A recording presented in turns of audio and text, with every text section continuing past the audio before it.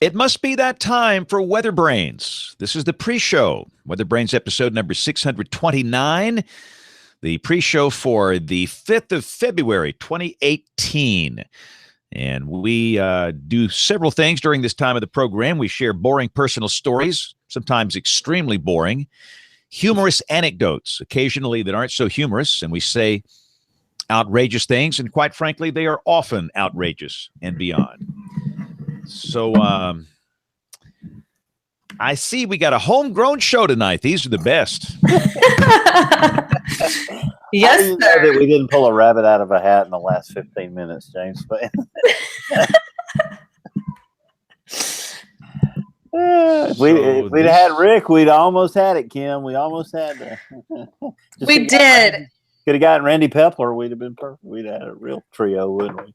It's true. It's true. I can still take it and run with any of the topics that we talked about. It'd be great to have good notes. So I think that'll be a great conversation, and I think we should just talk about anything and everything weather this week. It might be. Kim knows more about the weather enterprise than any. So she's a congressman.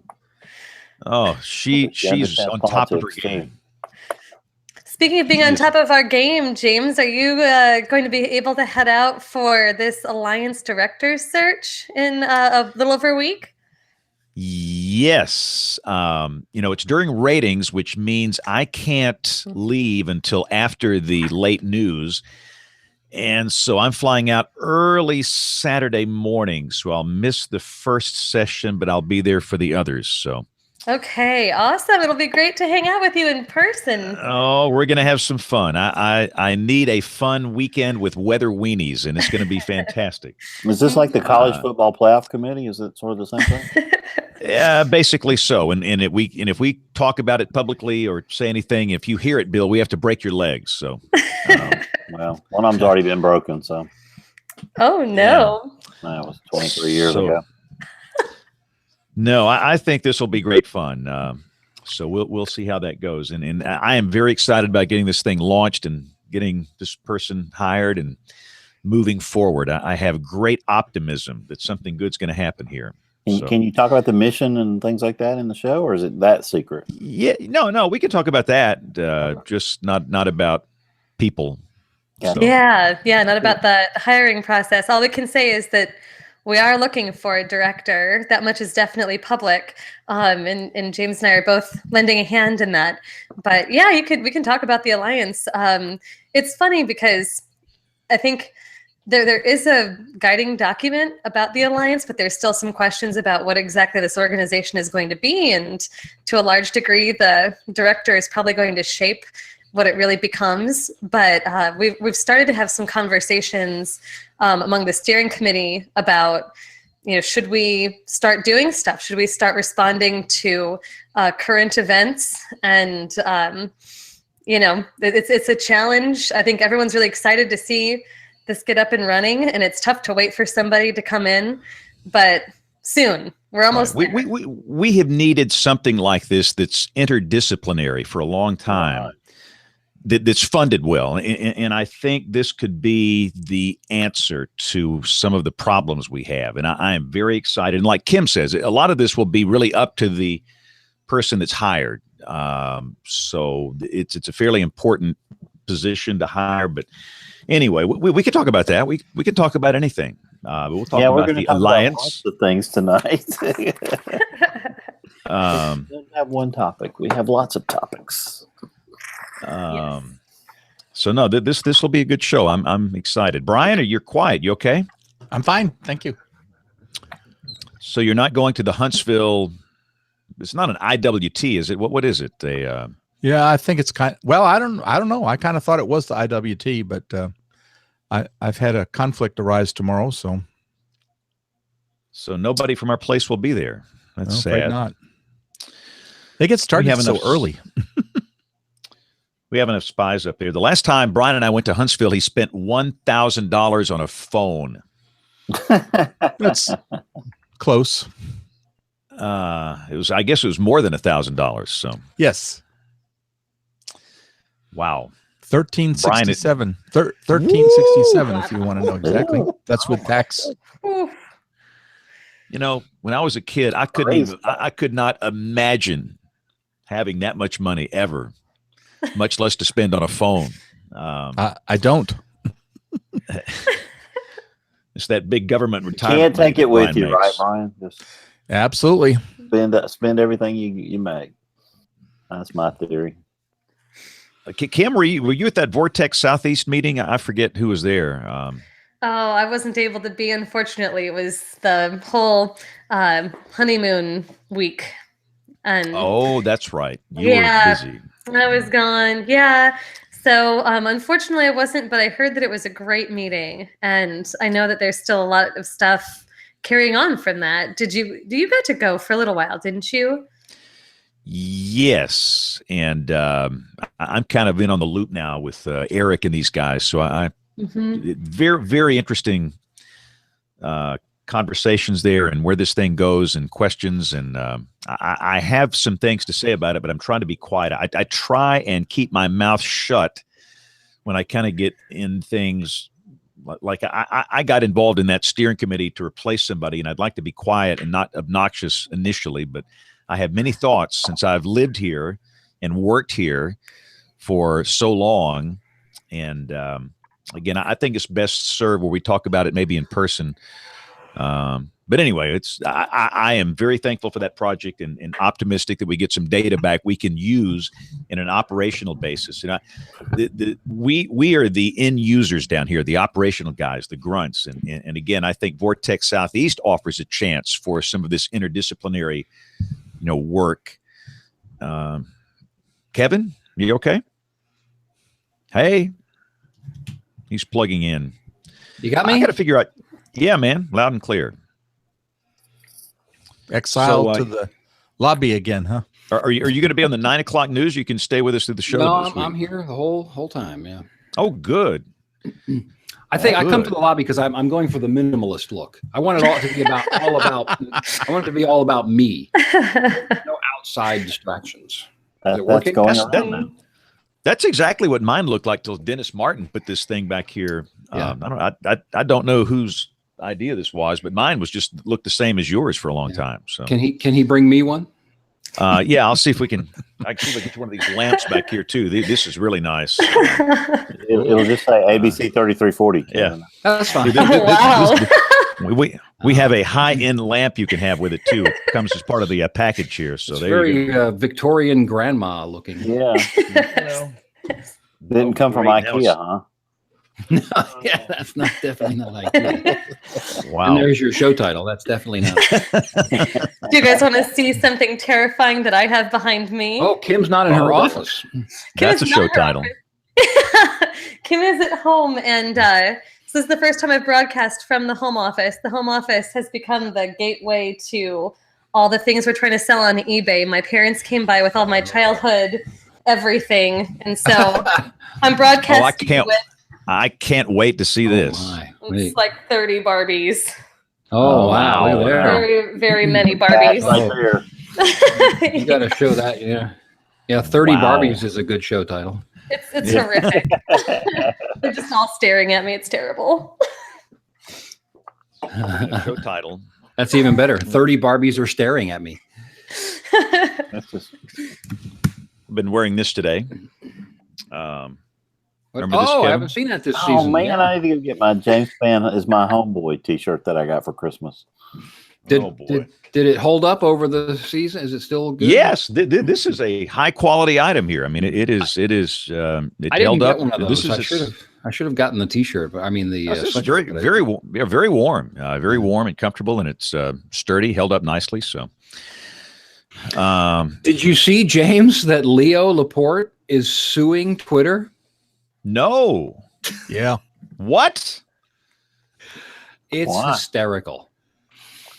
He Sorry, claims who is Leo Laporte? Leo Laporte is sort of the inspiration for the show, isn't he, James? Tell the Leo Laporte story. Oh, Yeah, Leo's kind of he does these podcasts, and he's done these for a long time. He used to be on Tech TV, which is before your time, which was a cable channel, which a lot of us tech weenies like to watch. And Leo just when Tech TV went away, he just started his own network of podcasts, and so I kind of got the idea for this from his shows. So in a way, he kind of initiated this, and he's been on this show before. And he does a network of shows called This Week in Tech, or twit.tv. That's his website. Twit is suing. But yeah, the bit is he's mad at Twitter because he and Twitter sort of arose at around the same time. And he got mad at them for several reasons, and not the least of which was they rocketed to success. And he does very well for himself. But he felt that the names were too close. This Week in Tech, Twit, and Twitter, and that that there would be confusion and it would somehow harm him. But now in the lawsuit, he claims that back in 2000-something, Ev Williams, one of the founders of Twitter, promised him that Twitter would not move into video, that they would stay text only, whereas Leo was producing audio and video. And now that Twitter is streaming video, he feels that they owe him millions of dollars. Oh my God. Ooh. Now, did he file this down here in Barber County, Alabama, or yeah, or East Texas, Tyler? Yeah, Texas, East Texas or Southeast Alabama? That's where you file these things. That's right. No, it's in California. I just found out about it yesterday or the day before. I somehow saw it go by because I haven't listened to him in a long time. Do you still listen every week? I listen to Mac Break Weekly, and I don't listen to This Week in Tech since Dvorak went off. I listen to No Agenda, which is, and hello, good evening. Welcome to our television viewers. It is now 30 minutes after the hour. This is WeatherBrains. This is our pre-show. We're about to start the show because it is a homegrown show tonight. I love these. It's just us. Oh, I thought there was a guest list. We had a guest with the flu, right, Bill? Yeah, about 6:30 he called and sounded like death warmed over, so we've moved him back to the 19th. Well, if it's just James, then I'm leaving. I'll see you guys. Wait, whoa. Come on, man. You are you're the one that brings up the controversial things. No, this is open mic night. Heated discussion. Anything that's on your mind, you can say it here. So let's hold it. Let's hold it and let's get this thing started because this might be good. So here we go with the recorders. And let's roll it in 5, 4, 3. Hey, you know what? I remember what I've got here. Hi, this is Leo Laporte from This Week in Tech. You're listening to WeatherBrains. Careful, he might sue us. That's right. That's true. I'm afraid. No, Leo wouldn't sue us. He loves Kevin gave him the best compliment ever in the history of compliments. He said his voice sounded like a warm basket of kittens. I said that? Yes, you did. I feel like that came from somewhere else. No. You know what? That's right. I said that in the intro because I read it somewhere. Somebody else, some reporter wrote that. Well, I've been giving you. Here we go. Here we go. That warm and fuzzy. In 5, 4, 3, 2, 1. Hey, this is WeatherBrains, episode number 629. This is the weekly show all about weather. This is for February the 6th, 2018. I can't say that word. Everybody say February. That is a hard word to say very quickly. And it isn't the 6th. The 5th. It's the 5th. Boy. It's National Weather Person's Day. It's National Weather Person's Day. And you didn't send me a present. Wow. I'm so disappointed. I was going to ask for a clarification there. Do you say the 6th or the 5th based on the day that it's released into the wild? That's interesting. I say the 5th. I'm in law. I take the 5th. He says the 5th. He pleads the 5th. Yeah. Poor James has been trying to start this show for 10 minutes because we're doing all the shtick in the pre-show and he's starting the show. And man, it's just like the good stuff was in the pre-show and I'm trying to get it in the audio part here. So no, if you're new to this, we've been around here for a long time, and it sounds like we're new and don't know what we're doing, and That might be true. Never change. Some things never change. The real trick is to not listen to the show. Go to YouTube and listen to the 10 minutes beforehand, and then you save yourself another hour and a half. So no, this is national. You'd think after doing this for 628 times, we'd get it right, wouldn't you? No, we're not that smart. Figured out. Why break up a set? So Brian, there's your show title. Exactly, Brian. The Bluebell Creamery came by today. Yes. Where is my gallon or half gallon? They brought a bunch of ice cream up here. I mean, gallons of ice cream. Will it be there Wednesday when I come into work for National Weather Person's Day? Yeah, I saw your picture. And I brought, that was just one of them. And then I brought a cake in from a school visit, and they had a feast over there. Been a sugar rush in the department. Yeah. You know what? You remind me, they didn't visit us this year. They came last year, the Bluebell people. We got left out. Uh-oh. Yeah, well, that's troubling. I don't know how you get on their list, but they have typically come by here for years. Yeah. We were apparently on it, and we were taken off. We can tweet at them and fix this. I wonder if I offended them somehow. Well, let's go around the horn. And now we have a big Bluebell Creamery down the road in Sylacauga, Alabama, just like 45 minutes away. Here in Texas, Brenham, Texas. How far is Brenham from Wichita Falls? That's a long haul. It's a good piece, but they came last year. So, Aubrey, did anybody from Bluebell come to see you today? Not a darn person. We got no treats, no gifts, but I did get a lot of messages. Yeah, my heart is warm from the tweeter. The tweeter messages were nice. Yeah.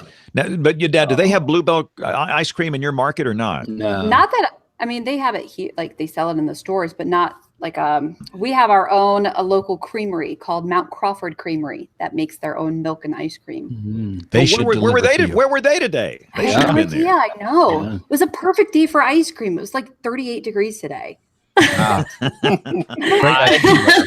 After an icing event this weekend. I mean, you can't get a better day than that. Ryan, the show title is Bluebell, Why Don't You Love Us Anymore? No. Don't make it that one, because they went out of their way to come see us. Yes, they came to see us. They will never come back again if they see that title. I did not bite the guy with the ice cream. So Kevin and Aubrey did not. Kim, did you get any Bluebell ice cream in Norman today? No, we didn't get anything either. I don't know if they know where to find us in the Federal Building. It looks terrifying, and we have a lot of security, but we'd still love ice cream or puppies or whatever you want to bring us. Would they get in with a gallon of Bluebell, Kim? I have it on good authority. They could at least make it in to have a conversation with security, and that's all they need to do. Then they can just call me, and I'll come down and get it. And let's just say, for the first time, Kim is not in her work environment. She is actually at home. For those listening and not watching, you're in your home studio. This is nice. Yeah, thank you. It's nice to be home. That's a fantastic building where you work, though. Yeah, thank you. I do really love it. It's pretty great, but it is nice to be able to come home and stay home for a little while on Mondays. Although it is fun, and I'm broadcasting, and Rick is also at work. We're just one floor apart. So, what were you going to say, Kevin? One of my proudest moments is a couple of months ago, Rick had a media workshop, right? And so I drove up there for that. And I still actually have the thing. They give you little name tags, right? You got to check in because Kim's right. There's security. I mean, you can't just go wandering around that building. But so they had very nice name tags, and you peel it off and you stick it on the thing, right? And I looked at mine, and it has my name and blah, blah, blah. But on the bottom, it says no escort needed, which apparently means I could go anywhere I wanted in there. Wow, I don't know if I've ever seen that. Hey, I'm really special. Yeah, I'm kind of a big deal. Yeah. Wow. Well, yeah, you are special. Even me, when I forget my name tag, I go in there and they have to print me off another badge. It still claims my friend Ariel Cohen is my escort. I work there, but I have to be escorted by somebody who actually doesn't even work there anymore. It's great. That's almost a show title. Almost.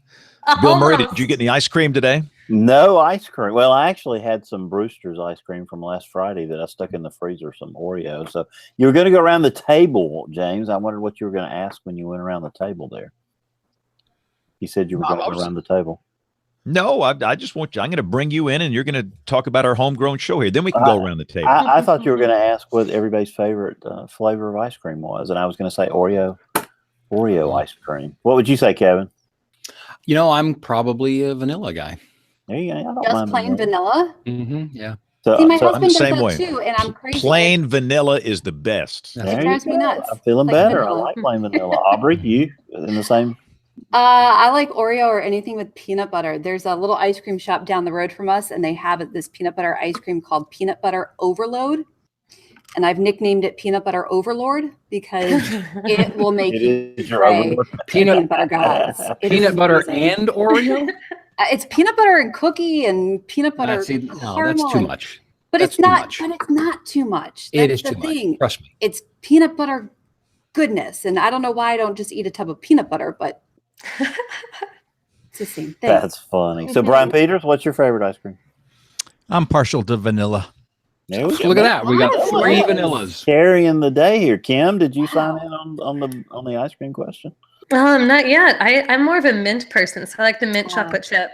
The mint is good. Can't go wrong with any of that. Well, we did have a great guest for tonight, Eric Salna, who is the associate director of the Extreme Event Institute at Florida International University, was our guest. But about 6:30, he had succumbed to the flu, along with about 25% of America, I think. So we pushed him back to the 19th. So he'll be with us then.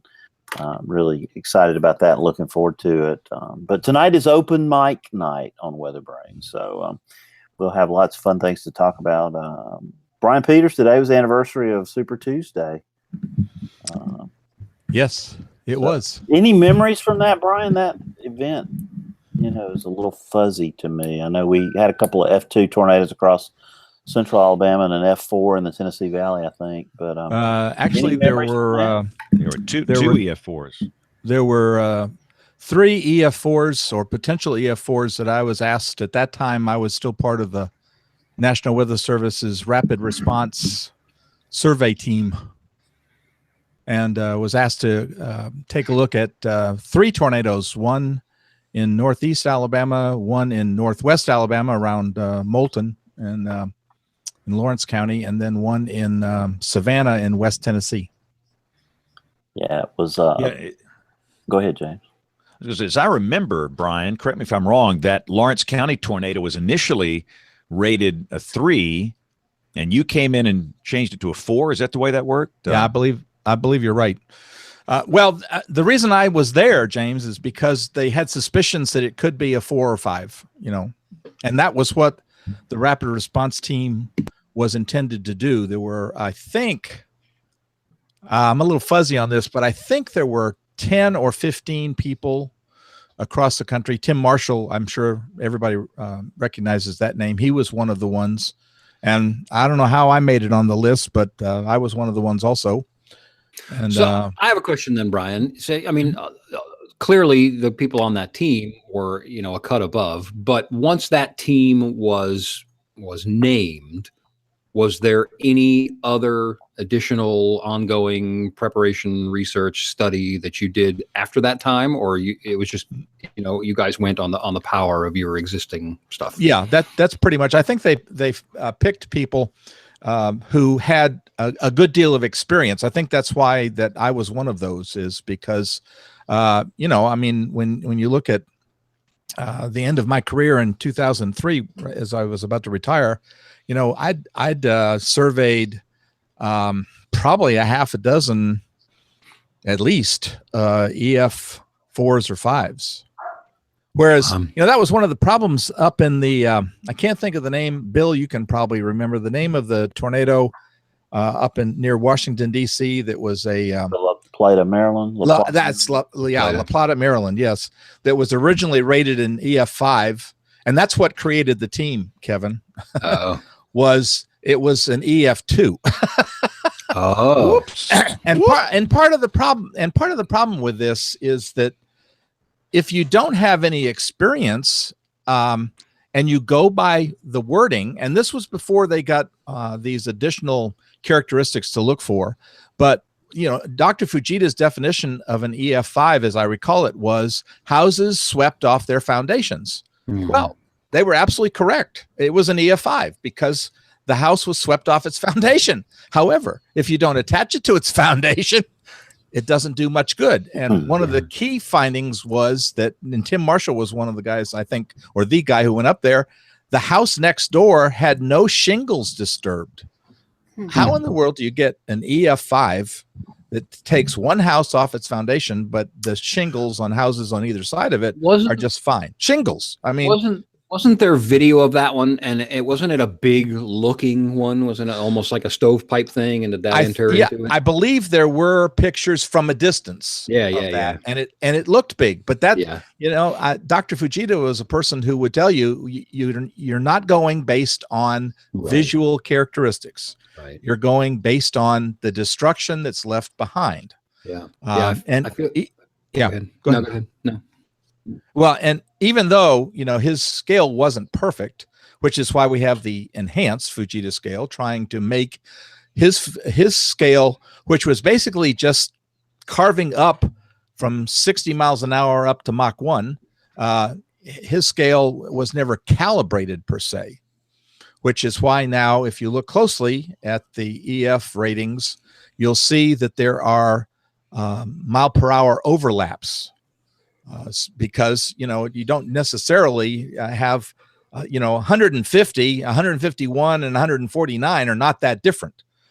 So we actually have some overlap in the wind scales now, which is because, for example, if you go out into a forest and there's pine trees all downed, what's the value of the EF scale? Well, it's maybe a 1, because pine trees fail around 75 miles an hour. That they fail, all of them at that point. So you don't have anything to reference against. So you can't, even if the thing is 2 miles wide, you still don't know that it was an EF4 or 5. So anyway, I think it was mostly because of La Plata, and the Weather Service got a lot of egg on its face because the Warning Coordination Meteorologist did the survey, but this was their first potential EF4 or 5 in 30 years or something like that. So the result was they put together a list, and what happened is an MIC at any office in the country who suspected that there was an EF4 or EF5, or that a tornado could be an EF4 or an EF5, they could activate any member of this team to come in and help as a impartial person to look at it with a little more experience and pass their judgment on it. And of the 3 tornadoes, James, the one that was the most interesting was Savannah, because of the damage that was done to one house in particular. It was a brick home, but I've never before seen the impression of a four-wheeler in the side of a house. Wow. Yes. So let's say, Brian, you're going into a tornado damaged area. What's the one thing you look for? Let's say it's obviously extreme damage. What's the one thing you look for that would distinguish EF4 damage from EF5 damage? If you could pick one thing. One thing.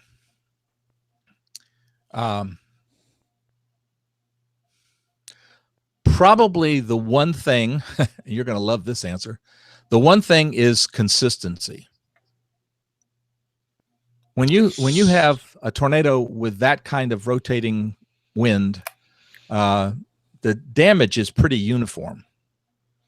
But even that, I have to look at any structural items that will help me determine what kind of construction it was. Just because it's a brick home doesn't mean it's attached to the foundation, for example. A good example was a small tornado in Marshall County in Alabama. This was not an EF5, but as I was getting up there, I was hearing from the EMA director, "Oh, this is an EF4." This was back when it was an F5. Said this is an F5. Well, indeed, the house was blown off its foundation, but just like La Plata, Maryland, when you walked around the foundation, there was not one single anchor bolt, and you could see several places where they had shot nails into the concrete, and the concrete had chipped away. The nail wasn't holding anything in place. And right next, and I mean the next house over, basically the roof was lifted but set back down. They didn't even have a single shingle that was, out of place. So just the weight of the structure holding it, keeping it on the foundation? Yeah, basically Gravity. that house, Gravity, it was gravity. And Tim Marshall will tell you that that's part of the problem. The way that we build, it's a gravity situation. It's a gravity loading situation. So when you have something come along in the way of a tornado that has strong wind forces, gravity doesn't last. It doesn't maintain this structure. And especially if you don't have it hooked to the foundation. I mean, Tim trained WCMs across the southern region on damage assessment surveying. And the small things are what you have to look for, James. And I kind of look for consistency, but also then looking for the small things, like if you've got slab foundations, looking at, are there bolts there? I mean, were there bolts there? And of course, if there are bolts there and they're still there, what? Do you look at the distance that vehicles are thrown? Yes, I always look at that, but that I'm not sure that that's actually considered an indicator on the current indicators that they have. They have a book now as indicators, so that, like, for example, they've documented things like cell towers and what the wind has to have been to bring something like that down. I don't want to go down a rat hole here and do the whole thing on the EF scale, but no, the Tuscaloosa tornado in 2011, April 27th, I don't know when you saw the damage. I saw it pretty soon after it happened. And I totally agree. Through Tuscaloosa, Alberta City, Holt, that was consistent with EF4. But I still worry or wonder about northeast of Holt, toward the Hurricane Creek Bridge, if that might have been EF5 damage. And I'm not a Tim Marshall. I defer to Dr. Tim on this, but I just wonder, based on the damage up there, it was just unthinkable damage up there. Yeah. Well, and the bridge gives me cause to wonder also. And I've stated this in public before. I don't exactly agree with that rating. I even talked to Tim Marshall about it one day, and asked if he could give me any insight into it. And basically his insight is simply that, well, what's the difference between a upper end EF4 and a low end EF5? I mean, an EF4 is still a very destructive, very damaging tornado, and that one was no less than that, but I'm not so sure it shouldn't have been an EF5, but the National Weather Service decided it was an EF4. And how long do you have? Is there like a window that closes where you can change the rating of a tornado? Does that stay open forever, or is there a window that closes where you can't change the rating? I don't think there's a window that closes. Of course, media, the side we're on, James, media puts a lot of pressure. Side. Yeah, the dark side. The media puts a lot of pressure on, well, what is it? And I'll tell a James Spann story about how, when I was still in the Weather Service, you, James, had the access to a helicopter. So on April the 8th or April the 9th, 1998, you were, at sunrise, you were out over the damage out in western Jefferson County.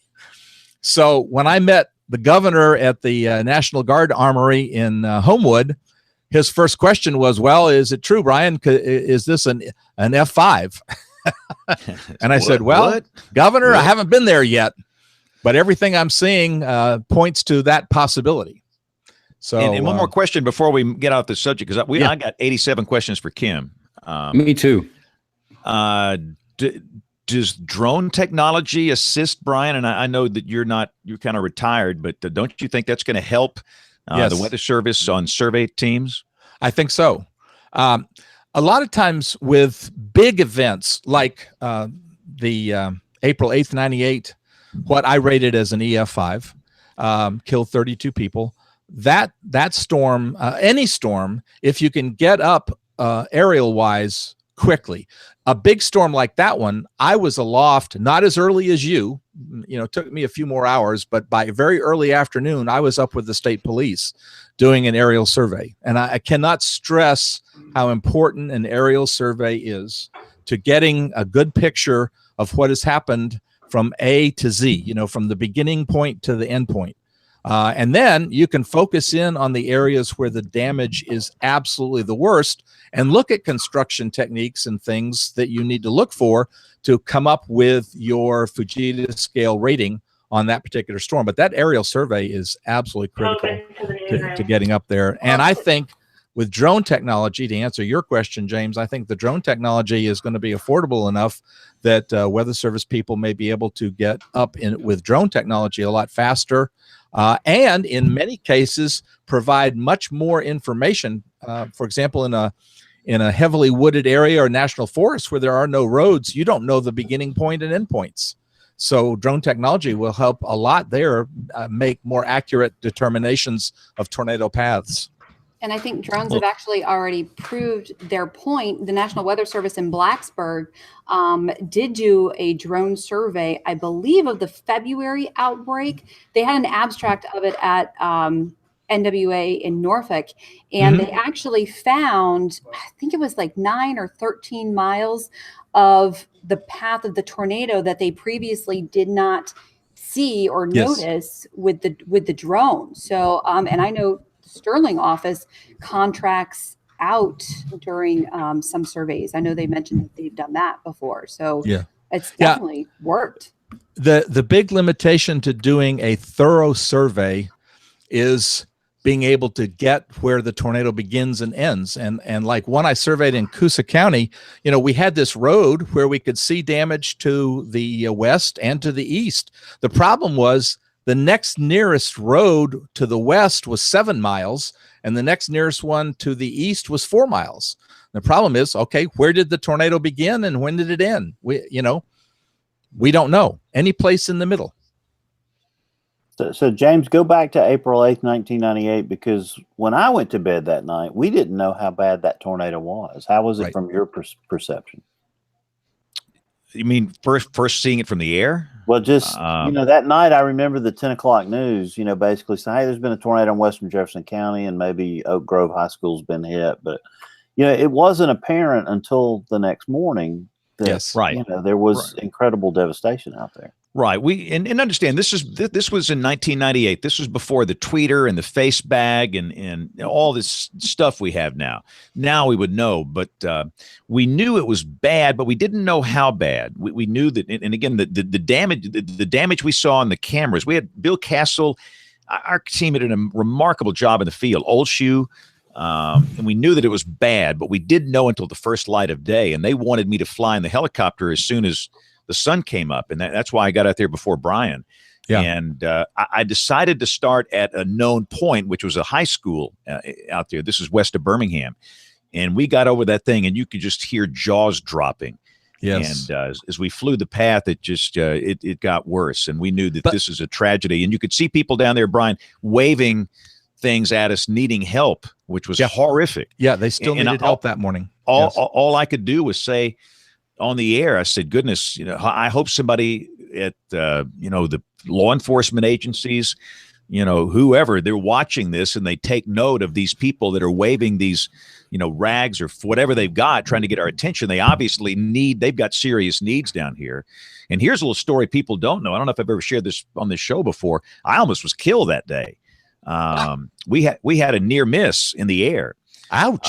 Some guy in some chopper from out of town got in there and oh, you're kidding me. It was, according to our pilot, it was within 200 feet of hitting our helicopter. He came in under us and there was some kind of issue where he didn't check in with the air traffic controllers at the big airport in Birmingham. They were controlling airspace out there. Yeah. And he was fined a huge amount of money, but the pilot said, we're lucky to be alive because that guy, he was scared. I mean, he freaked when that happened. And I was so busy, I didn't really pay attention to it. But anyway, it was a very rough day. But I have a good story for you at the flying with the state troopers. They just did a spectacular job, James. And we started in Tuscaloosa County. You know, that tornado began in the wooded area and then moved into Jefferson County. And of course, the first thing it hit was a mobile home where 2 people were killed. But we're flying the track and we get to the end, and the pilot now knows exactly what I need. So he's hovering and he's giving me the lat longitude, and he kind of turns a little bit sideways, and I lift my head and look out the window. And you know what is straight ahead of me from the end point? The Birmingham International Airport.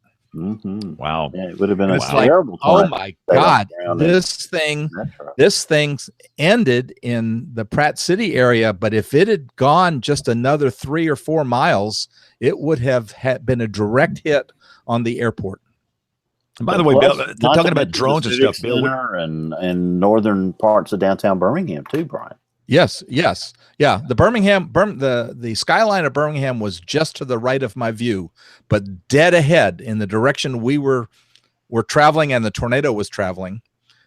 It definitely was the airport. So now, that was one of my closest calls too, because we were, and the tornado eventually, of course, lifted and touched down again in St. Clair County, but it came right over where I was. And that was one of the few times, you had the family in the basement, but I'm outside. And you suddenly feel the stillness happen, and it's like, oh my gosh, this, and you look up and you can see the circulation. And I've never dived in a basement so fast in my entire life. Have we ever had John Walker on this show, Bill?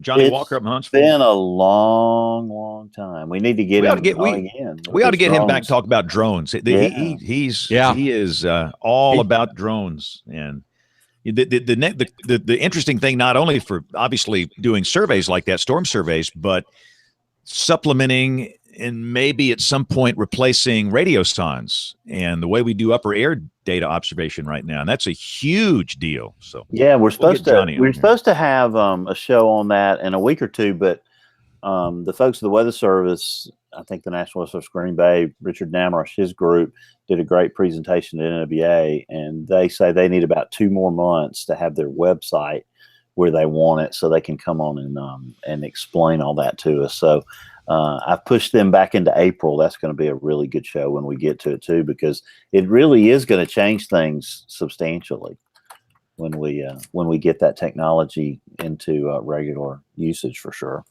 Yeah, to me, that's one of the greatest things holding us back. Here we are. What year is this? 2018, and we're still launching balloons, like was done in World War II, World War I.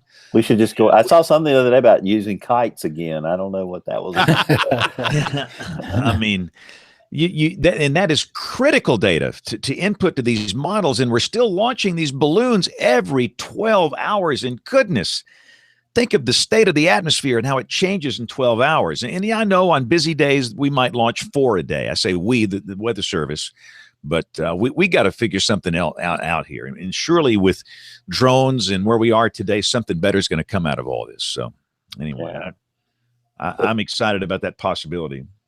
So my next idea for a show tonight was, because I went back and combed through the AMS recorded presentations and the agenda, and it identified a bunch to have, because we really want to have some great guests in March. So one of the presentations that caught my eye was one that involved our very own Kim Kloko and Rick Smith and Randy Pepler, a good friend of the show too, about using geographic references that sometimes get us into trouble. So Kim, this might be a good chance to start some best practices talk. So, in conveying weather information, we have to use geography. And I was really convicted by the title, because y'all used the term corridors. I'm very guilty of saying that. I'll say in the US 278 corridor, or the I-59 corridor, the I-20 corridor, thinking that my audience knows exactly what that means. And so respond to that. Yeah, no, it's this really neat study that Rick started to do simply because he was getting questions when he'd go out to malls or other public venues, and people would ask him, okay, you mentioned the I-44 corridor. Where is that? Is that, I'm 20 miles away from the highway. Am I in the corridor? And he would have to say sometimes, well, I'm not sure about that. I guess I kind of think of it as within, 15 miles plus or minus. And he realized between that and there was a post I think he made on Facebook talking about the Oklahoma City metro area being at risk. And there were people who would ask, well, is this city at risk? Is this city at risk? And he had this idea, well, gosh, what do people think of when we say that it's the Oklahoma City metro area? Because they use that as a geographic reference in almost everything that comes out of central Oklahoma's forecast office. So he did a survey on Facebook and had emergency managers and lay public respond with the towns they thought were included. And sure enough, emergency managers and the general public differed quite a bit. But the emergency managers, if I'm remembering right, their definitions follow a little bit more closely to the sort of MSA boundaries, the official boundaries, geopolitical boundaries of what is the metropolitan statistical area, probably because emergency managers are more accustomed to working with those kinds of boundaries, right? They'd work with municipal governments, so they might know what's technically in or out of Oklahoma City as part of their job. But the folks in the area, there are people far south, I think a couple folks even down to almost Lawton in southwest Oklahoma, sort of felt, well, maybe we could be included. And then you get higher concentrations up toward Norman and Newcastle and places that lie just outside of Oklahoma City proper.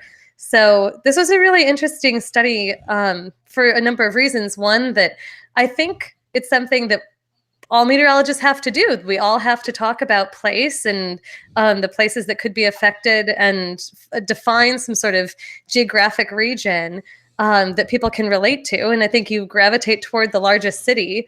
Well, in the case of some cities, those are very specific points. They're very small, like Washington, D.C. is like a 4-mile square. But in some places like Oklahoma City, the city is actually enormous. I think Oklahoma City by land area is the 3rd largest city in the country. So what does it really mean to be in or out of that when a lot of it is really rural and farmland? It's not what you'd consider to be like an urban area. It's really fascinating to see what he came up with. And there actually was a faculty member in geography who was coming through the Weather Center one day. We introduced Rick, he was passing by Randy and I, and we introduced Randy to her and mentioned to her the project that he'd done. And she mentioned that in regional geography, it's a subdiscipline of geography, there really weren't studies of how people understand urban boundaries and what they think they are. And she had actually started to do that for European cities for other purposes, just to try to understand how people would access municipal services or not if they thought that they were part of the city that was related to getting some sort of service. And so she thought that this was a really important question for a lot of reasons. But to find out that someone in the Weather Service was actually taking charge and sort of leading the way on doing a study that was really a regional geography study, she thought was fantastic. And she's interested in collaborating with him and with us. So I like to, when Rick came to my office one day, and not to embarrass him, but he was asking me, like, is this really a legitimate study? Is this something that's worth studying? Because he said, I don't know what to do about this. And I told him, I tried to reassure him and say, we sort of in the social sciences are in what in the medical world would be the diagnosis phase.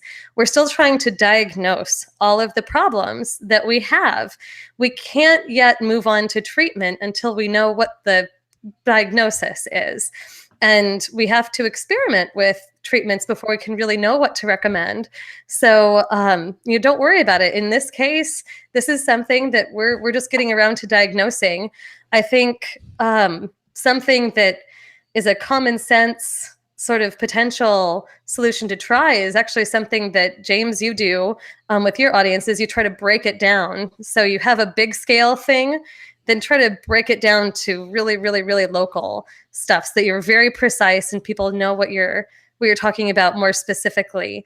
And it's really just going to be a balance, I think, of talking about that big scale feature and then drilling down to smaller scales. Well, I'm amazed because figure I'm writing this material for our website. Brian writes for it. James writes for it too. And we probably all have different definitions of some of these things.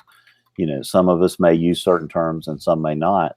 You know, some of the most interesting ones are like, you know, North Central, you know, XYZ County or North Central Alabama or any of these things. How does anybody know what these things mean and what we mean? What's our opportunity there, James? Brian, should we be defining these things regularly for our audience? You know, this is what we mean when we say this. Should we come to agreement on some of this terminology that we use? Well, in my opinion, the most important thing, it doesn't matter what we think, it matters what the end user thinks. And that's why I'm a big proponent of hanging out in Dollar Generals and asking people, where are we? Just ask, where are we right now? And what part of Alabama are we in? And I guarantee you'll find out real quick what people think. And often it's not what we think. In fact, I fight with these people here at the TV station sometimes. They bill us as being in central Alabama. And my argument is that probably 80% of the people watching us think they're in North Alabama. So I agree. It's just vague, and it doesn't. We've got to be better when it comes to communicating locations of something that can kill you. And all of this, you know, directional mumbo jumbo, and we know that people struggle with maps. We've got to come up with some better ideas. And again, for me, the easiest thing to do when I'm on the air and I'm doing tornado coverage, talk about the Walmarts, the barbecue joints, the barns. That's fine. But what do you do leading up to the event? That's the problem. You know, to me, the most important thing, really, past that tornado warning stuff, is the day before. Where's the risks? So here's your risks. And how do you describe that? Because what do we show? We all show maps. You know, we show maps, these SPC maps and the risk areas. And I don't know if people can understand that because, you know, Kim, you know the deal. You go to anybody's Facebook page in weather, I don't care where you are, and you can pour your heart and your soul out describing this stuff with these very easy to understand maps. The first question, you know, what about Chickasay? What about East Aboga? What about Andalusia? What about my town? They don't want to look at all that mess. They want you to tell them that. So the question is, Kim, how do we do that? We don't have the resources to do a custom tailored forecast for 500 towns or cities. We can't answer them. I don't know what it's a problem. I don't know what to do. Yeah, I mean, I don't think that it's something that you can do through a normal broadcast. That you have time constraints and it's only you being able to stand there. But with the new kinds of technologies coming out, I know this is something Nate has mentioned on the show before, the ATSC3 technology. It's going to allow for people to access more information through their television. So they could, while you're talking, they could point to the map that you've generated, and your map could be, you know, preloaded to allow people to zoom in and to see, you know, or to search for particular places. Or their TV will just alert them when they're in a particular alerting area, whether it be for a long range forecast or for something shorter term like a warning. So I think it's not something that you can sit there and just make an endless list of everything, because then you end up with something that isn't enormously readable, like a weather service product. Who actually can make it through that entire list and is reading it? That's not something that's publicly accessible either. What percentage of the burden do you place on the end user, Kim? I think in this case, we need to give them enough that they can seek more information. I think that's really the job of sort of the mass media. Is you're part of the picture, but you shouldn't feel the burden of being the entire picture. And we know that people are information seeking during a threatening situation. They go out, they try to confirm that the threat is for them, and there need to be those other technologies and places they can go to look. And this is when I was doing my work in the Southeast after April 27th, after that outbreak, I found that many people accessed a whole lot of information to try to figure out if their particular town was going to be impacted. I was enormously impressed with the sources people were turning to, from police scanners to other vendors, other websites, the Weather Service.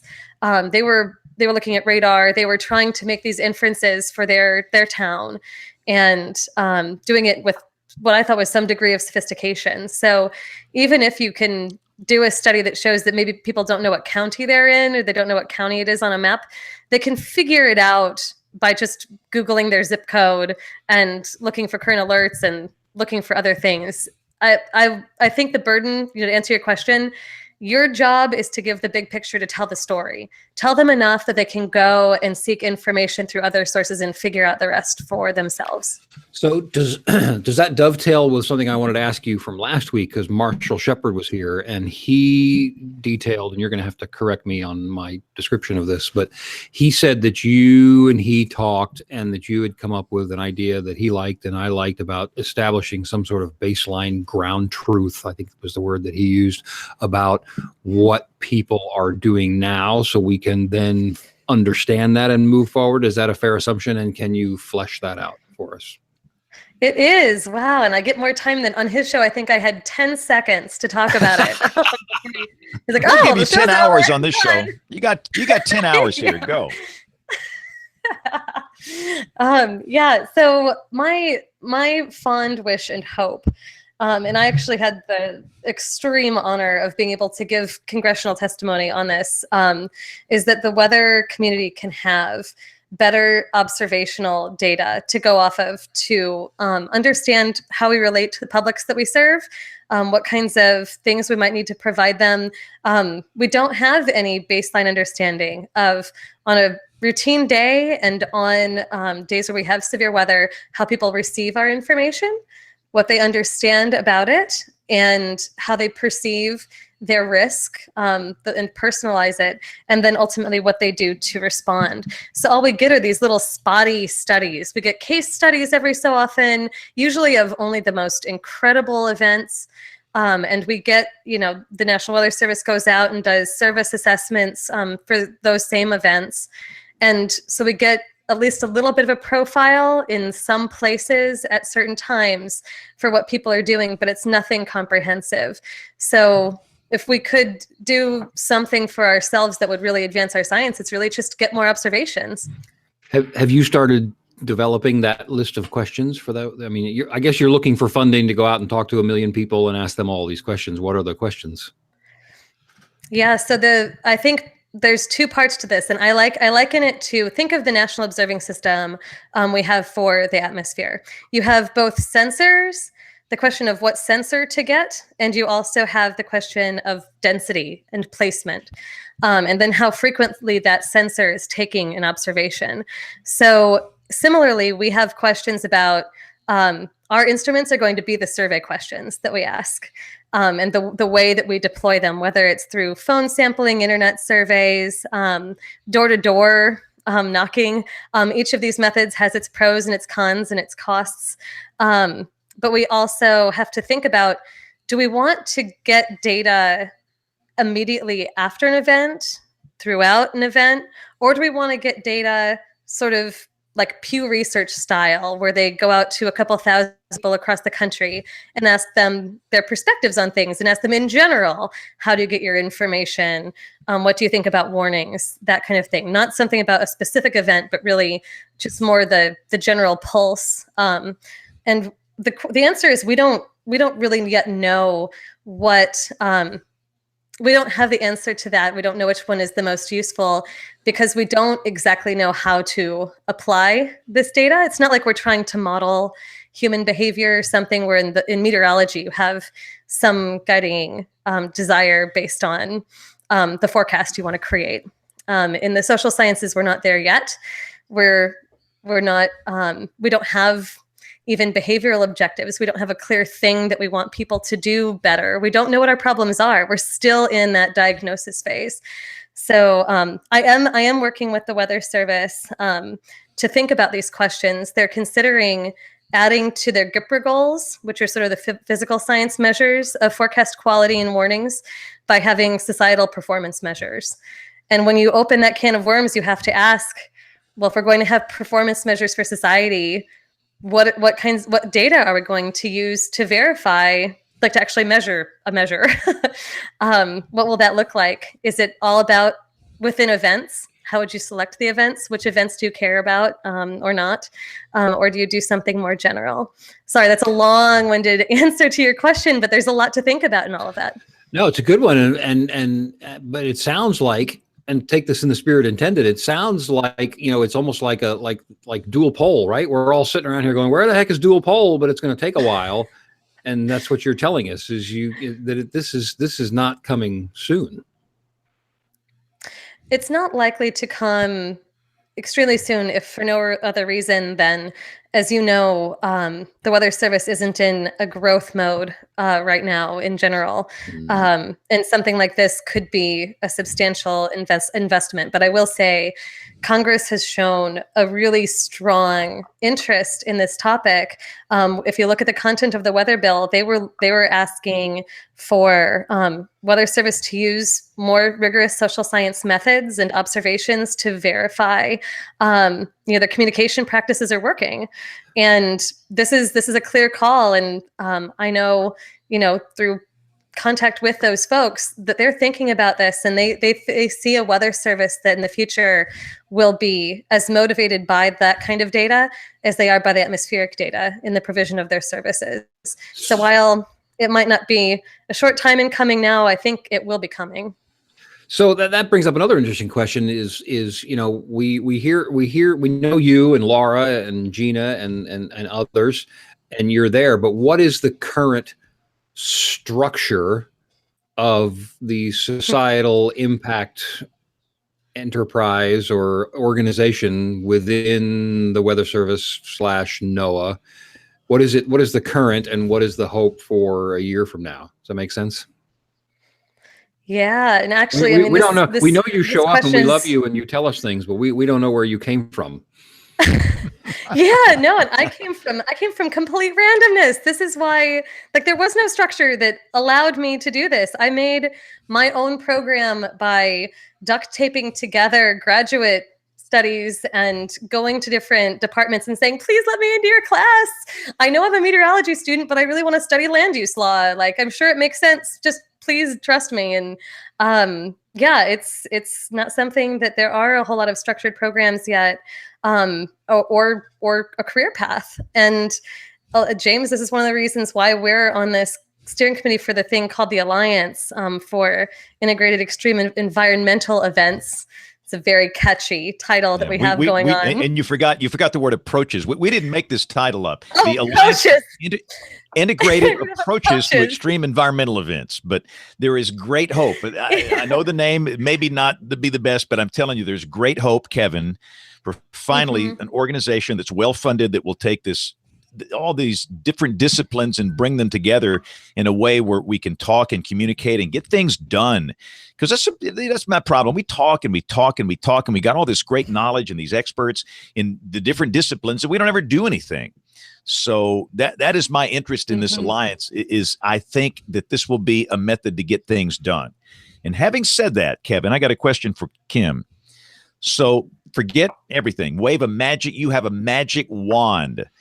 And you are the head of the National Weather Service, and you're a dictator. You can do whatever you want at any time you want. If you could change, say, one thing in terms of the way the Weather Service communicates weather to the masses, severe weather information leading up to an event and during an event, if you could change one thing, what thing would that be?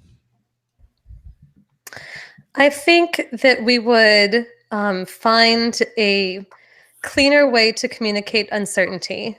That's what I'd love. And not force ourselves into situations where we have to give deterministic forecasts where there really is a lot of uncertainty. I think of cases like the Northeast, snow events that are going to affect the urban corridor of the, sort of New York, New Jersey. And, a 50-mile displacement makes every bit of difference to the impacts that they're going to face. And they might hedge their bets and go with, as they have in recent years, a 24 to 36 inch forecast when it really could be anything from 0 to 4 feet. And fall outside of that. I was going to say, what's the best way to communicate that uncertainty?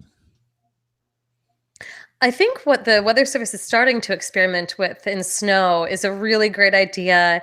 Have you guys had Jason Samenow ever on the show from the Capital Weather Game? Yeah, many times.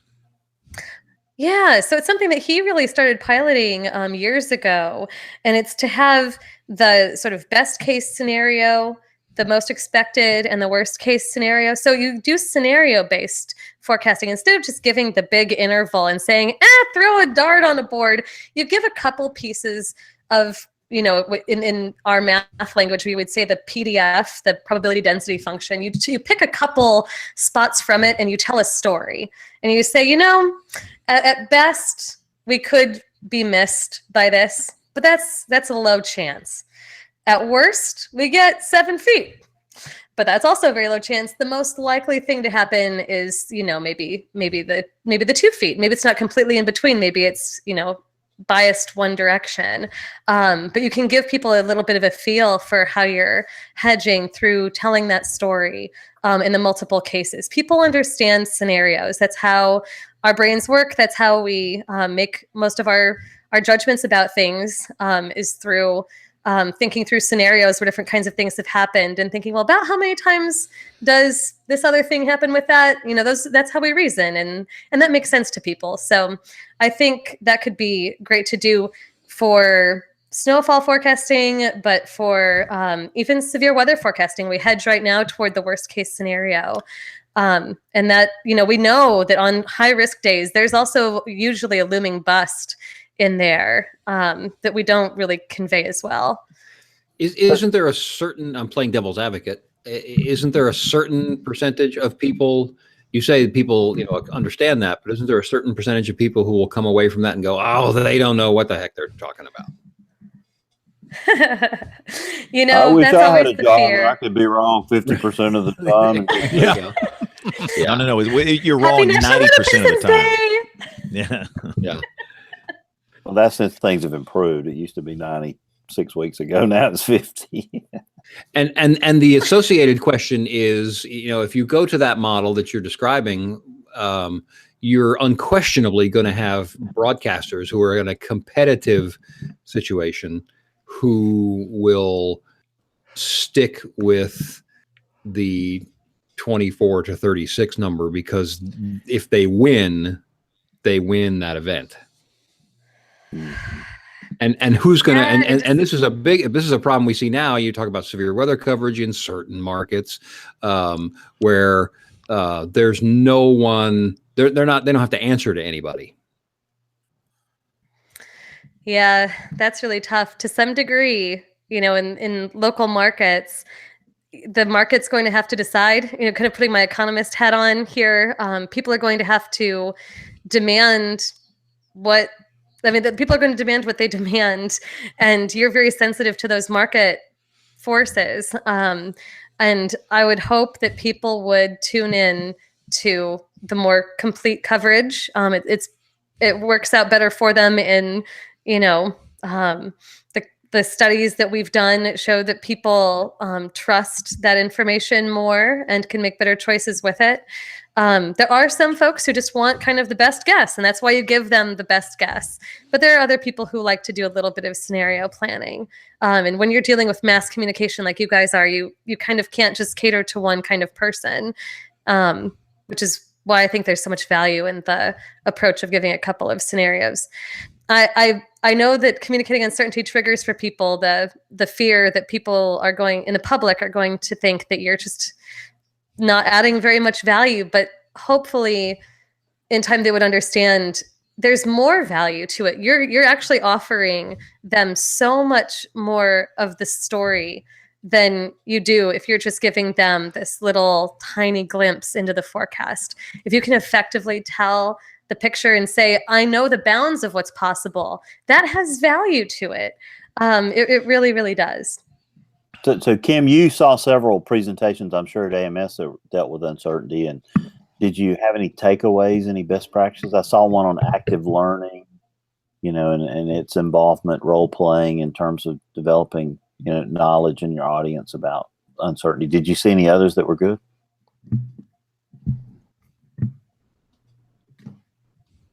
Uh-oh. Did we lose Kim? Did we lose me? I hear you, Bill. I think we lost her. Yeah, I think we did. While we're waiting on Kim coming back, I was going to mention that for the first time, Bill, you probably saw me do this. I went to the kind of what they do with the Capital Weather Gang, the boom and the bust thing, with this latest snow event, just because I used the Schref, and you show the outlier on the boom side, the outlier on the bust side, and then you show the mean. And I didn't get one single complaint from somebody saying, "You knuckleheads." Very effective, James. That really yeah, and really, it's the first time I've taken that approach, and I think they're onto it. I think this is the right way to do it, where you show, worst case scenario, best case scenario, more than likely this is what happens, and it gives a big range. And yeah, it might be a CYA thing for us, but come on, I think people understand that. So in terms of snow forecasting, I think that's a good thing to do. Now, when it comes to severe weather and all that, I'll have to think that over, but yeah, that's the first time I've tried that, and I thought it worked very well here. I thought so too. That was good. So Kim, I'd ask you, while you were having audio problems, what uncertainty talks you saw at AMS that you thought had some best practices or some promise for the future in terms of dealing with uncertainty? Oh, that's great. Well, I think WPC did read out some of the project that they've been working on this snowfall project. And for me, this is one of the big success stories. I think that it's time for us to think about carrying that out to severe weather.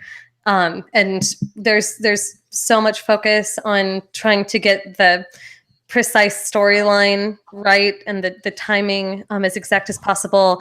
But we would do well to think about doing some of the same, I think, especially on those high risk days where things could really go one way or the other, and we know it, but we hedge high because we don't want to miss it.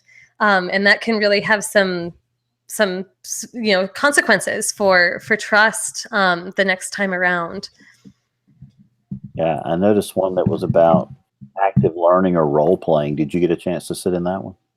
Oh no, what was that one? I thought it was interesting. I've got it picked out when you have to go after the author and talk about that. But it was involving using role playing to educate our audiences about uncertainty, and we're doing that, I guess, with activities like what James used this week and what Jason Salmon what the Weather Service now is doing. These are fascinating. So maybe we can approach probability at some point that way. Yeah, well, that's really interesting. Did they do any demos with the audience in their talk? I didn't listen to it yet. I pulled out about 25 talks that were really fascinating to me, and I thought might be fascinating to our WeatherBrains listeners.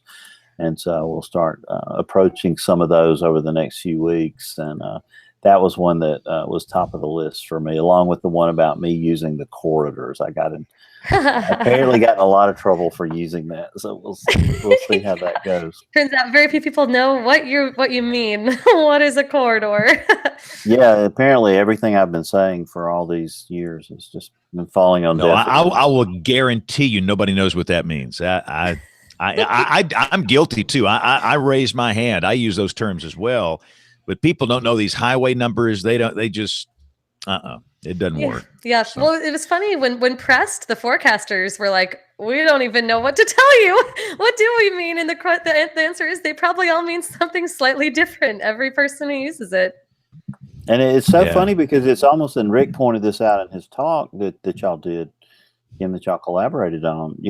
Some people actually believe that those features create the weather, and you're beginning to find that, that phenomenon. And your comment about the whatabouts, he used that term very prominently. So yeah, the what about places. I think at some point I had talked with you guys after I'd come back from Alabama.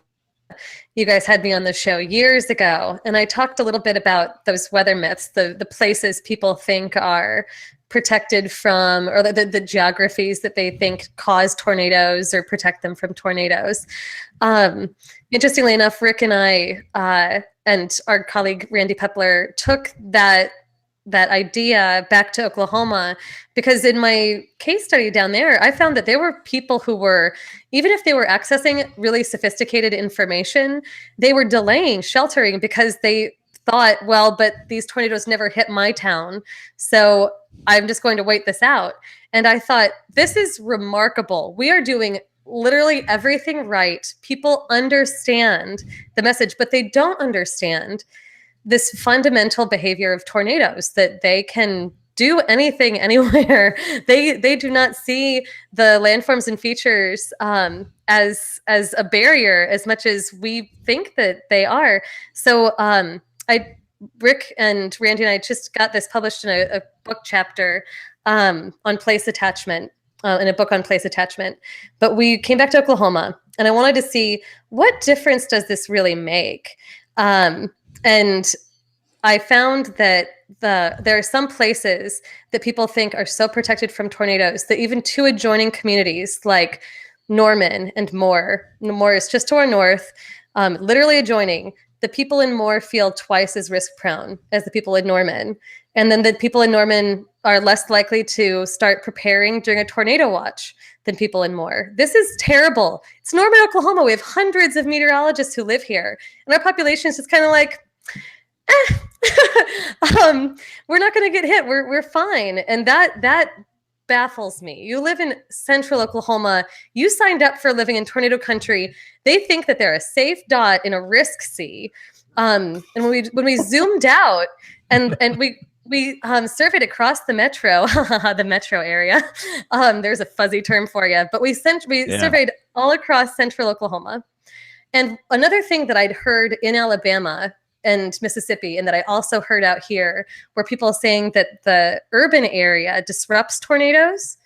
And you can test this hypothesis. Does the urban area have an effect by looking to the southwest of a city and comparing it to the northeast side of the city? And I found, sure enough, in Oklahoma, the folks who live southwest of Oklahoma City feel much more risk prone. And they reported it in their qualitative, just things that they said. They said they felt unprotected, unshielded from the storms. Whereas the people on the northeast side said the city stopped tornadoes. And they felt about, 2/3 to a half as risk prone as the folks on the southwest side. Even though on the northeast side, there was a tornado on the May 3rd, 1999 day when that outbreak happened here. There were tornadoes up there. I researched the economic impacts of one that hit Stroud, this community just north and east of Oklahoma City.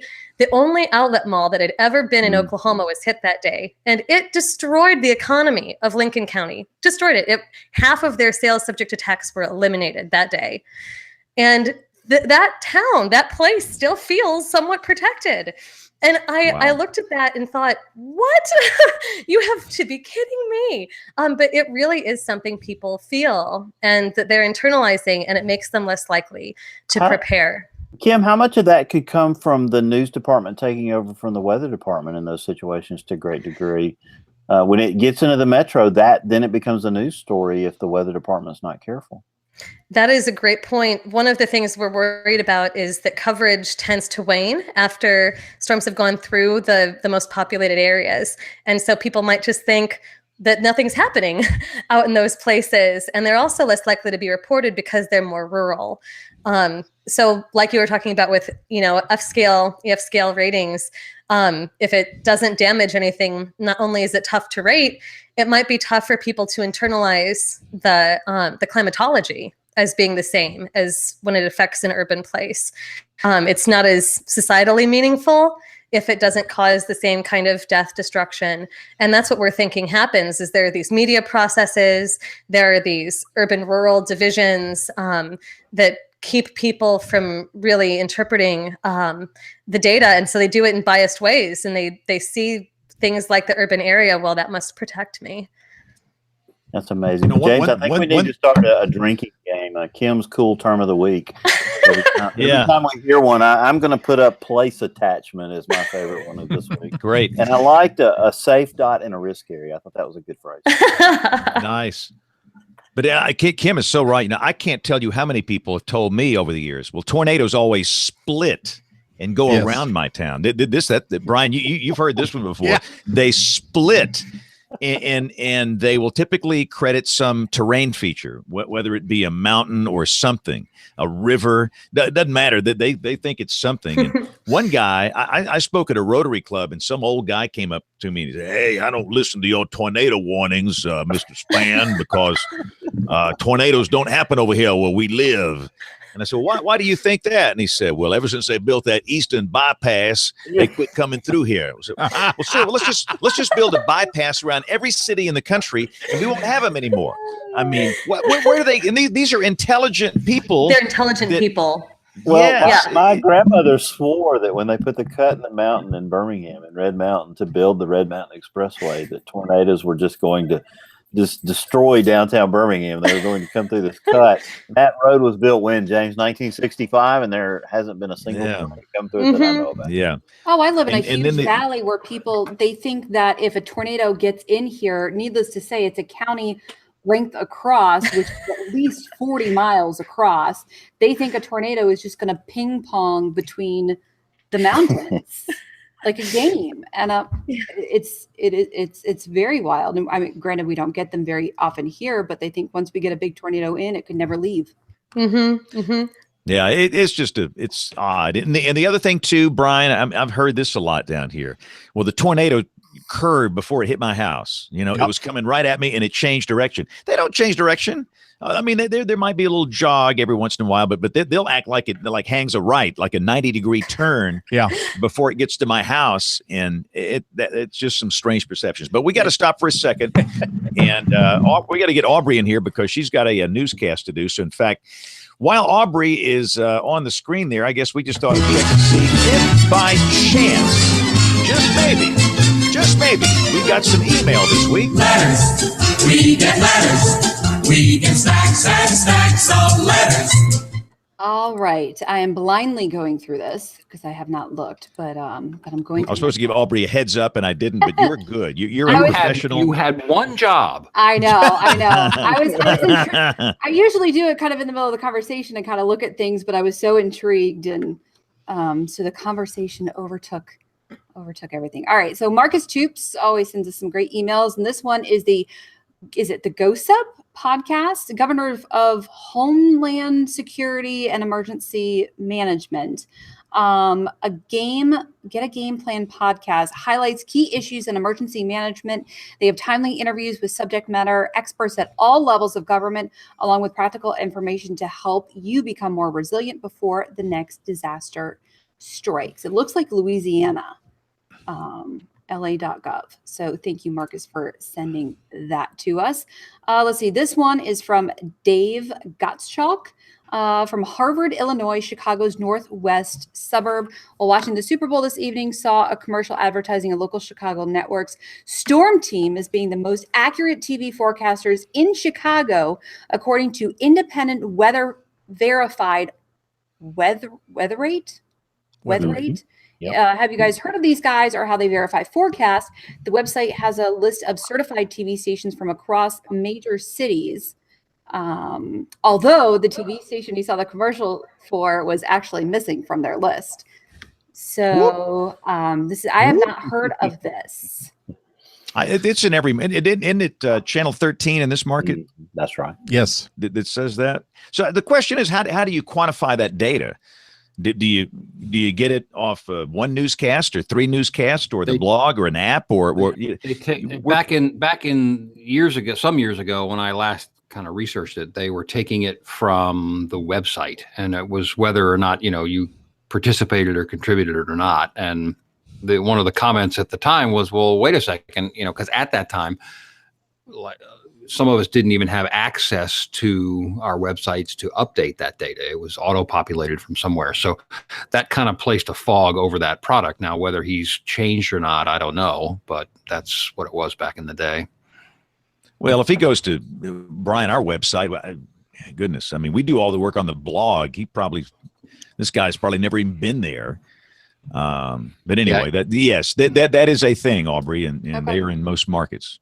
All right. And also, Dave wants to know if hear a new WeatherBrains interview with Tom Skilling, a recently retired Jim Ramsey, both with WGN9. Tom was on the show many years ago, but I'm not sure if Jim or anyone from Chicago's other networks has been on the show. So thanks for that. The problem with Tom, Tom's got a 9 o'clock news like some of us here do, and it's kind of hard to get him on here, but maybe we'll do a special morning show for him sometime. I'd love to get Tom back on. Probably here. Never takes a day off either. So Yep.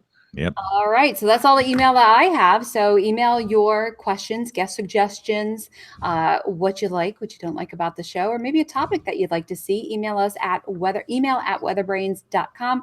You can also catch us on Twitter and Facebook. And actually, I was going through some old emails and I found a guest or a show suggestion about how forecasters used to forecast back in the day, before all of this fancy weather technology. And it sounds like it would still definitely be a really good show, pulling out maybe some old DIFAX charts, maybe the old got a whole file cabinet over here from the Palm Sunday outbreak in 1994. Yeah, and just talking about how forecasts were done back in the day, I think that still would be a really cool idea, and I think our listeners would enjoy that. Now, Brian, you're an old geezer here. Yeah, just like Brian. Let's go back to the that week. DIFAX, limited fine mesh, the LFM, the MRF. Well, first of all, we didn't have 7-day forecasts. We only went out 3 or 4. Three, yeah. 3 or 4. We use the MRF forecast. Yeah, we use the MRF to forecast the blizzard of '93, and that's been 25. We're kind of the 25th anniversary of that, which is crazy. But yeah, and isn't it amazing? It did such a great job. It really did. It really did. I mean, it nailed it. It was excellent, and it was a well forecast storm. And people didn't listen, which I can understand because it was mid-March. But anyway, we got to on that Tuesday. So hard to get them. Hey, let's take a timeout. Quick break. We got to roll Professor Peters and Tony Rice in the astronomy report. We'll come back with the weather roundup, picks of the week, and more as WeatherBrains rolls along. WeatherBrains 101 with Professor Peters. We have breaking news. February 5th, 2018 is National Weather Person's Day and coincides the same day as WeatherBrains podcast. Wow. This is a day to recognize the men and women who collectively provide Americans with the best weather, water, and climate forecasts and warning services of any nation. The date for National Weather Person's Day commemorates the birth of John Jeffries in 1745. Jeffries, a Boston physician, scientist, and military surgeon with the British Army in Nova Scotia and New York during the American Revolution, was one of America's first weather observers. He began taking daily weather observations in Boston in 1774 and continued those observations to 1816. He took the first balloon weather observation over London in 1784. He carried a thermometer, a barometer, and a hygrometer to the height of 9,000 feet. He also accompanied Jean-Pierre Blanchard on his 1785 balloon flight across the English Channel. Blanchard is also credited with making the first balloon flight in North America, ascending from Philadelphia, Pennsylvania, and landing in Deptford, New Jersey. This flight was witnessed by President Washington along with future presidents Adams, Jefferson, Madison, and Monroe. As far as I can tell, Mr. Jeffries did not go along on this flight. National Weather Person's Day is celebrated primarily in the United States. What a great feeling to have your own day. Just send more presents next year. Oh, and by the way, February is also National Shower with a Friend Day, National Kite Flying Day, National Umbrella Day, National Cherry Pie Day, National Toast Day, and National Polar Bear Day, just to name a few.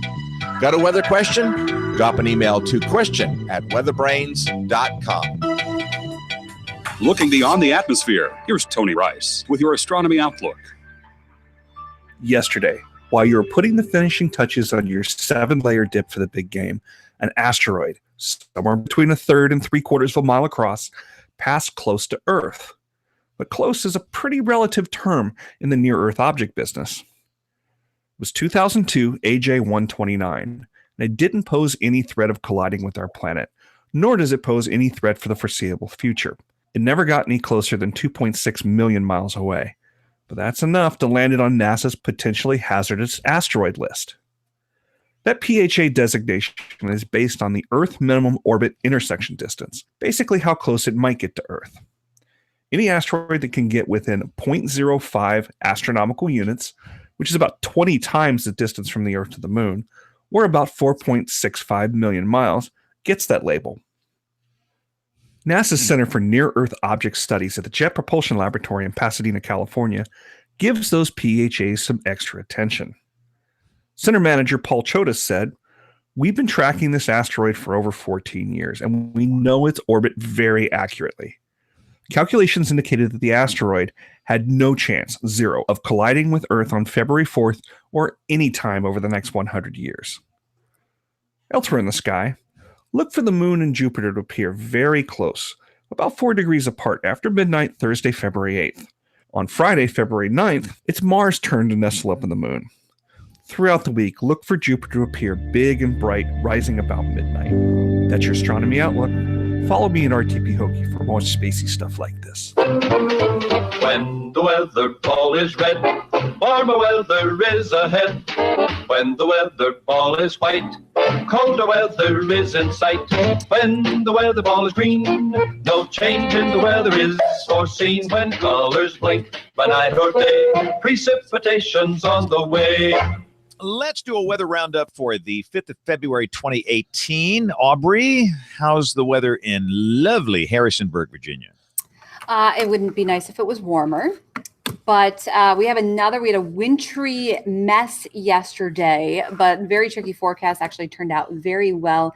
And I have to say, my bear video was absolutely adorable. If you go to my Facebook page, bear running through the snow is hilarious. Anyways, we do have another wintry mess on the way, freezing rain for several hours Wednesday morning. So, but then turning to rain. So another just messy, very messy morning, about 1/10 of an inch, maybe 2/10 ace.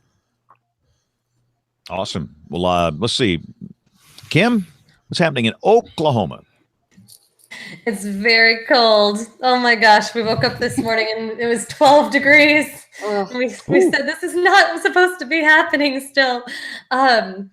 But it's not unprecedented for it to happen in February, for it to still get this cold, but we're definitely ready for that to stop. There should be, though, an interesting and challenging forecast tomorrow. We'll see if we might get some freezing rain this far south. That's going to be the really interesting thing. I don't think, Kevin, that's something you guys are worried about as far south as you are. No, I am actually. Are you? Yeah, I was kind of. Do you forecast on a daily basis? I do sometimes. For fun. It's not part of my job. I'm not an operational forecaster, but usually when these things are going on, this is proposal writing season, so I have to swear off a little bit of but I have seen some of the forecasts come through my feed. Yeah, I was kind of hoping Rick was here too, because this latest batch of cold air was just miserably handled by the models. I mean, there were people, the crazies going way out like over a week ago. Oh, it's 40 below in Siberia, and this is going to come over, and la la la. And so we all watched it, and at the beginning of last week, I think some of the models wanted to be for Sunday, like in the mid 60s, and then they trailed down a little bit, and there was a wide spread. I mean, from like one day, there was a 15 degrees spread in the Moss by middle of the week. And then it warmed back up again, and you're just looking at this big bubble of a high going, well, that can't be right. And then by the weekend, that cold front blew in here way sooner through Wichita Falls. It was early Sunday morning, and a lot of people were really, including me, caught off guard. But you kind of look back and you go, well, that was just a big old bubble of cold air sliding down the mountains. And so I'm worried about this next one. And the stuff sitting here, I'm looking at stuff coming in now, and the evening stuff is trending a little bit colder and a little bit wetter. It's just very light, patchy stuff, but more than we had on the morning runs. And so I think even to Wichita Falls or further south, if it can moisten up enough, that we would have some freezing rain difficulties here. So my message to people is tonight on the 10 o'clock news in a few minutes is going to be, look, really pay, because we have a pretty big area. I mean, we go from Lawton south to Graham, and that's a huge north-south, real estate area. And so my message tonight is going to be by 10, 11 o'clock through the rest of the afternoon, you really ought to be paying attention to the temperature and go by that. And if these little light patches of rain come by, then that's going to be a problem for you. Yeah, absolutely.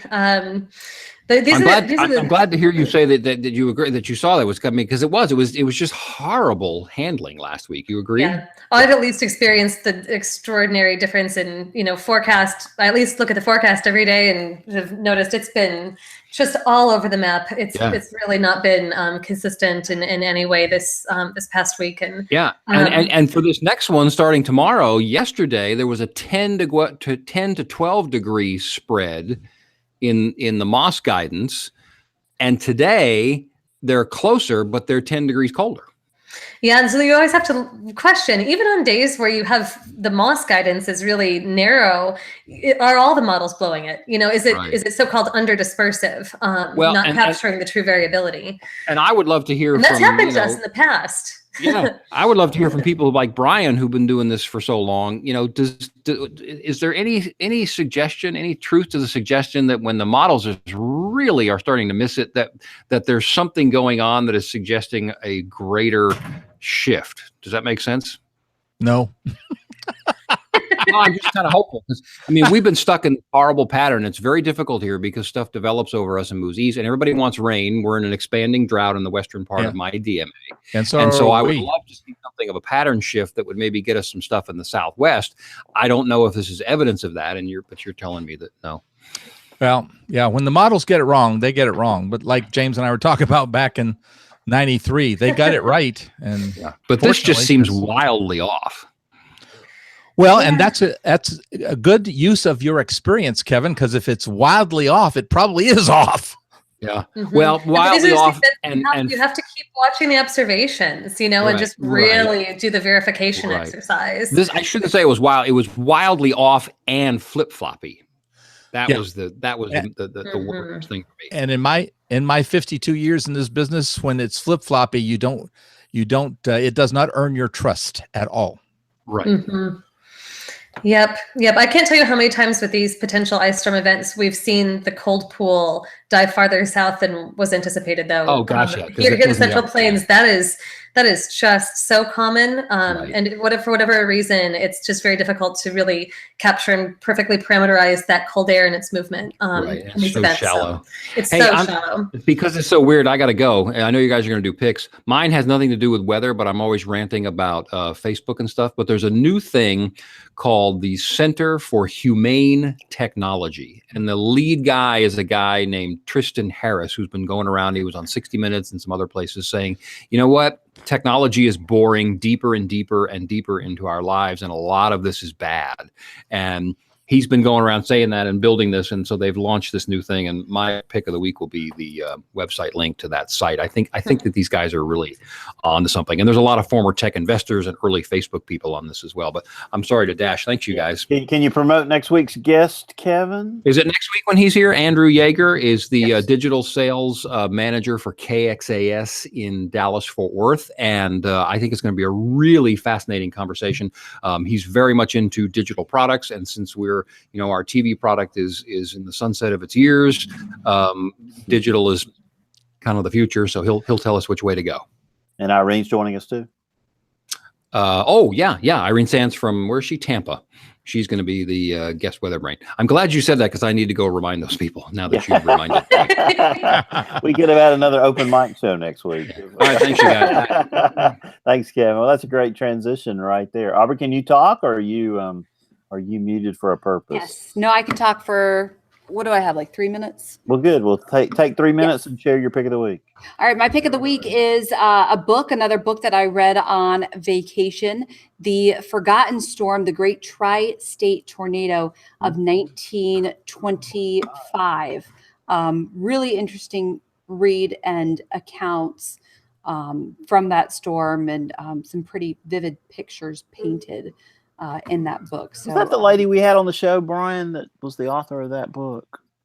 I don't think so. Name the title again one more time. The Forgotten Storm, the Great Tri-State Tornado of 1925, Wallace Adkin.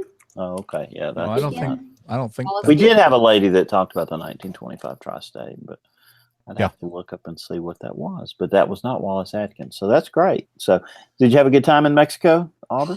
amazing time. I'm trying to hold on to my tan as long as we can. If I can get a couple of 60-degree days in here in February, I think I can keep it going. So does that enhance your credibility or weaken it when you're talking about an ice storm? Probably weakens it, actually. Outstanding. Well, I'm glad we caught that. Thank you, Aubrey, for all your contributions tonight. Brian Peters, what's your pick of the week? My pick is glitches in the movie Groundhog Day. It's done by a friend of mine that I was actually at Florida State with many, many years ago, H. Michael Mogul. And I always like to find glitches in movies. My daughter and I used to have tests or, test each other to see who could find the most glitches. And he found several in the Groundhog Day. And since we just had Groundhog Day, it seemed like a great pick.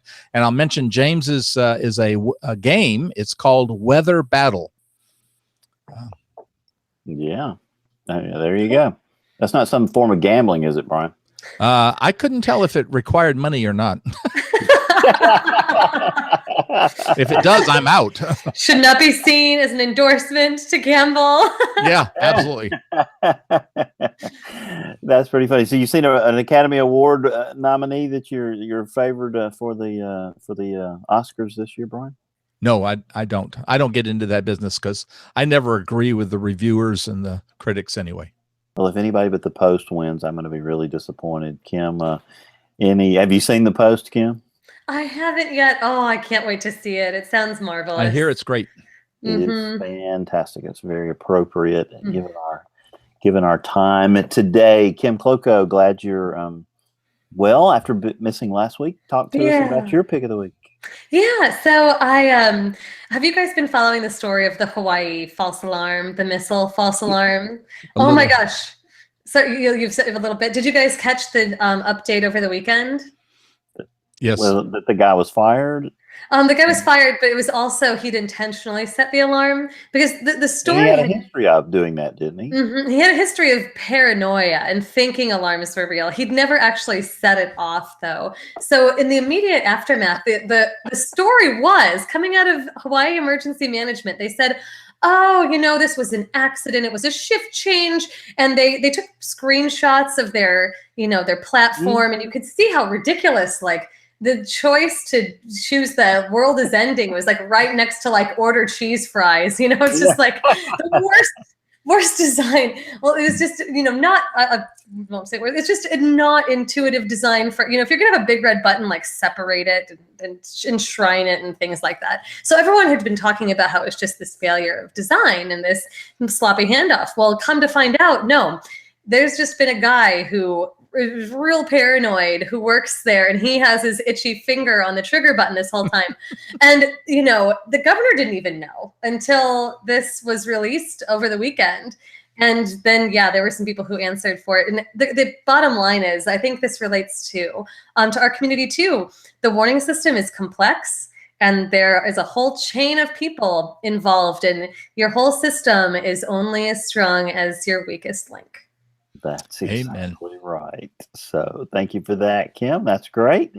And Brian, have we covered everything? I think so. I guess my pick of the week is an article about the forecasts for the upcoming Winter Olympics in South Korea. Brian, you had some experience with a little Olympic forecasting. Summer Olympics, Bill. Summer Olympics. Yeah, little different, little warmer. You didn't have to worry about snow upsetting the alpine. No ski jumping competition, but you did have some important forecasts in 1996. Oh yes, yeah. The first time in my life I ever had to issue warnings for dew, DEW, dew, and I don't mean Mountain Dew. I mean, that moisture that condenses in the hours around sunrise. Have an impact on the Olympics about? Well, it was out at Stone Mountain, and the track that they use for the bicycle. I'm not kidding. If you stood at the bottom of the track where it's curved, and you looked up, that thing was almost straight up. So when those bicyclists came along there, if there was even the tiniest amount of moisture, it was a disaster about to happen. Wow, that's amazing. So, I'd pay good money to see you take a spin around that on your absolutely bicycle, not. but that was probably the smallest event I've ever issued warnings for. For dew. A dew warning. That would be right up JB's alley. A dew warning. Absolutely. That subsidence and heat bursts. Yeah, we take it. Well, Kevin already previewed our week's guest for next week, and we'll circle back around on the 19th and have Dr. Eric Salna. He's fascinating because I thought you were talking about the Alliance tonight, which sounds like something out of the Hunger Games. If y'all have not given us a little context there, and the Alliance thing. They have this Extreme Events Institute, and it sounds like sort of the same model because they're worried about risk reduction and mitigation. And apparently, there's a lot of money that's coming into that, because people are starting to take notice of the importance. Sounds like an opportunity for all that funding that you need. Right? Yeah. It'd be really great to do some networking. There you go. So, All right. So you're going to have like a room like the college football playoffs and, meet in secret on Sundays or something like that. For the Alliance? Yeah. We can't discuss it. Okay. Like James said. I've already had my legs threatened to be broken. Or they'd have to kill you, Bill, if they told you. Yeah, I didn't want to upgrade to that, but I think you're right. So anyway, well, that's a wrap on this show as we're well deep into the 13th year, Brian, of doing this. I don't like to think in terms of years. 629 is, I don't like to convert that. But yes, it's getting up there. So the math is getting a little bit heavy. We're out in double digits now. But WeatherBrains is the weekly netcast. It's all about weather. We sometimes get to do these homegrown shows, and they're some of the most fun. But we'll be back on track with great guest WeatherBrains next week. And in coming March will be National Weather Podcast Month. So we're trying to line up a good group of blockbuster guest WeatherBrains for that month. It'll be a lot of fun. Hopefully somewhere in there we might have the 5 families of weather podcasting. It's up to about 9 families now. Be like the Gambinos and I guess, does that make James the godfather of weather podcasting? I think so. So what would that make you, Brian, if he's the godfather? I don't know. Just a flunky. I'm just a flunky in the organization here. Well, that's awesome. Well, until next week, when we have another great show planned for you, I'm Bill Murray for the whole gang saying have a great week, and we'll see you next week. Good night. Night, guys. Thanks, guys. Bye.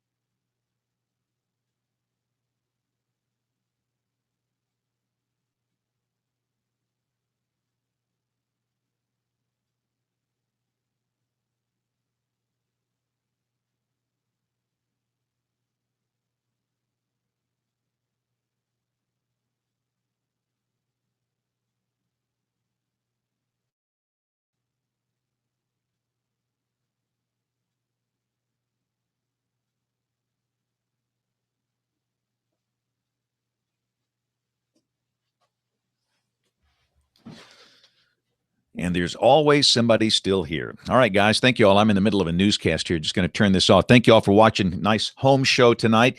We'll see you guys next Monday night. You'll have a great week, and God bless. Bye-bye.